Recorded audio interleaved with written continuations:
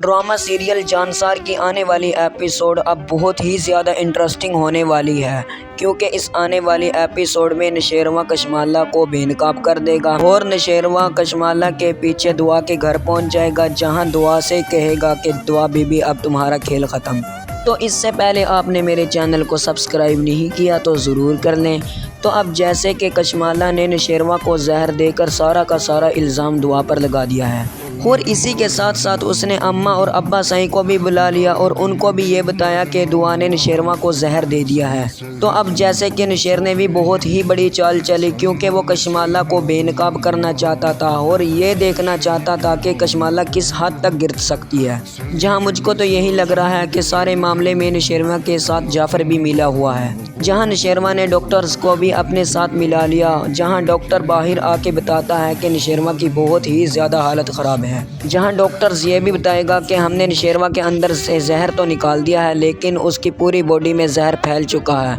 لیکن ہم اس کو بچانے کی بہت ہی کوشش کریں گے، لیکن اس کے بچنے کے بہت ہی گھٹ چانسز ہیں، جہاں مجھ کو تو یہی لگ رہا ہے کہ ڈاکٹرز کو کہنے کے لیے نشیروان نے یہ کہا ہے، اور نشیروان کو تو کچھ بھی نہیں ہوا، بس وہ کشمالہ کی سچائی جاننا چاہتا تھا، جہاں کشمالہ نشیروان کو پانے کے لیے ساری کی ساری حدیں توڑ دے گی، جس کے بعد بابا سائیں بھی ڈاکٹرز کی باتیں سن کے دعا پر بھڑک جائیں گے۔ پھر بابا سائیں دعا کو کہیں گے کہ میں اسی بات سے ڈرتا تھا اور میں نشیروان کو اسی ہی بات سے روکتا تھا، کیونکہ میں جانتا ہوں کہ کم نسل اور کم انسان کبھی بھی مخلص نہیں ہو سکتے، اور مجھ کو یہی لگتا تھا کہ یہی انسان نشیروان کو کسی نہ کسی دن بہت ہی بڑا نقصان پہنچائے گی، اور یہ اس نے کر دیا، اور دعا تو نے آج میرے سارے کے سارے خدشات پورے کر دیے ہیں، اور تم نے یہ بتا دیا ہے کہ میں تمہارے بارے میں بالکل سچ سوچتا تھا، جہاں مجھ کو تو یہی لگتا ہے کہ دعا کو اپنا جوتا نکالنا چاہیے تھا اور بابے کا منہ کوڑنا چاہیے تھا،